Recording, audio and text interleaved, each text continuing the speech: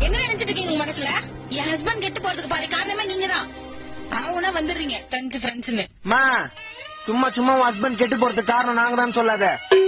பக்கத்துல நின்னுக்கிறான் பாரு 10 மாசம் பால் குடிக்கிற குழந்தை மாதிரி. எங்களுக்கு பீர் குடிக்கிறதுல இருந்து மொத்த கெட்ட பழக்கத்தையும் கத்து கொடுத்த வாத்தியாரே உங்க ஆத்துக்கார் தான். 6வதுல அமலான்னு ஒரு பொண்ணு லவ் பண்ணா, 8வதுல ஏகவலின்னு ஒரு பொண்ணு லவ் பண்ணா, 10வதுல பத்மினின்னு ஒரு பொண்ணு லவ் பண்ணா, காலேஜ்ல கல்பனான்னு ஒரு பொண்ணு லவ் பண்ணா. இத்தனை பொண்ணுங்களோட வாழ்க்கையை கேட்டுட்டு உங்க கூட வாழ்ந்துக்கிறேன் நான் கெடுக்கிறோமா? இல்லம்மா, இவனுக்கு என் ஃப்ரெண்ட்ஸே இல்ல. பாத்தியம்மா உண்மையை சொன்னதுக்கு எங்களே ஃப்ரெண்ட்ஸ் இல்லன்ட்டா. பாத்துமா தங்கச்சி பின்னாடி வீட்டுல 2 ஆன்டியை உஷார் பண்றது கடைசியில உண்மையா ஒய்ஃப் இல்லன்றுவான்.